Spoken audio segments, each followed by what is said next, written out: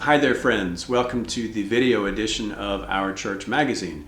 This is the From the Minister section, and I'm your minister, John Carswell. So let me ask you, what would you do if you were given a blank slate and given the chance to rewrite the way that society is put together? What things would you include and what things would you take away? It's a question that we're all having to face here. I don't need to tell you that these are extraordinary times that we're living in. It's hard to imagine back in February when I first heard about this virus in China, imagining how my life would be so directly impacted. Who would have imagined that we would spend the last part of March, the entire month of April, and here we are almost halfway through May in a state of lockdown. It's almost too much to imagine. Now, a number of people have said that we won't be going back to life as normal because normal is no longer possible, that we will be living with this coronavirus for the foreseeable future, and that it may impact our lives again. But whatever the case is, that we are in a position where we have the chance to rewrite what normal is. Now, thankfully, it's not entirely without precedent. Tomorrow marks the 75th anniversary of VE Day, where the Allies took victory in Europe. It was a day that the people living at that time probably thought was never going to come. There were dark, dark days during the war, and it would have been difficult for them to imagine the war actually ending, but it did.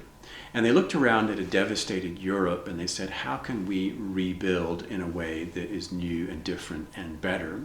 And they bequeathed to us the life and the society that we know today.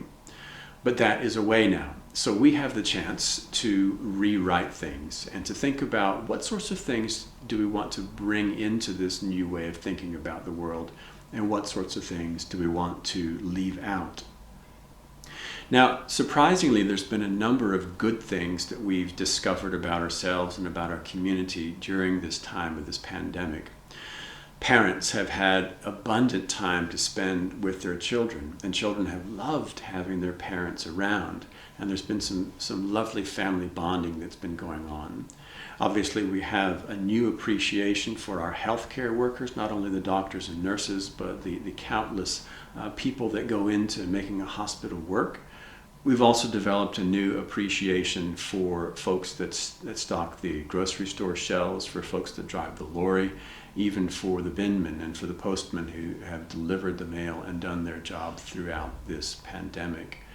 There's been a new sense of our togetherness. You'll all have participated in the Thursday evening clapping and applause for our NHS workers, which is great.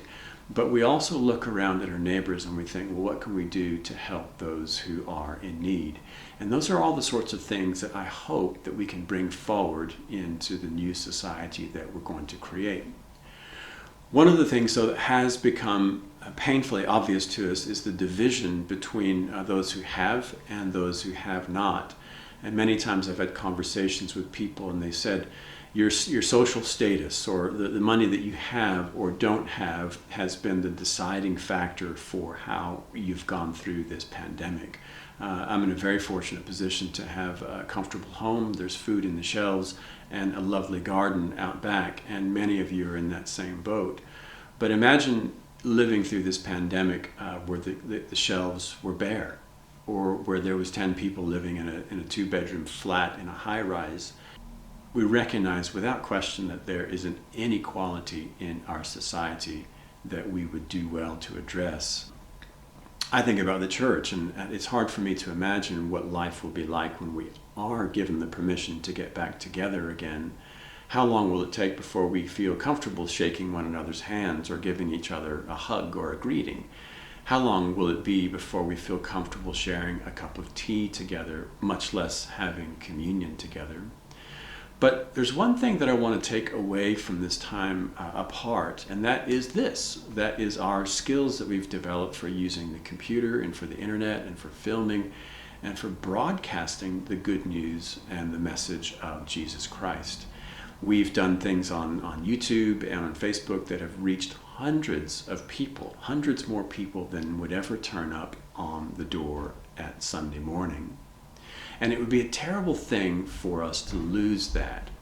And this is something that I hope we can look into at CADSO. How How can we make the most of the technology that's available to us to bring the message of Jesus Christ to Hamilton and to literally around the world?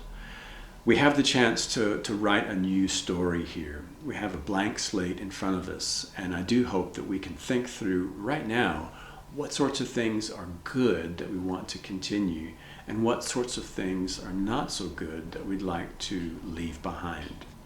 Friends, have a think about that as individuals, and we'll see what we can do together to write a new story. God says, "Behold, I am doing a new thing. Do you perceive it?" And I'll see you next time.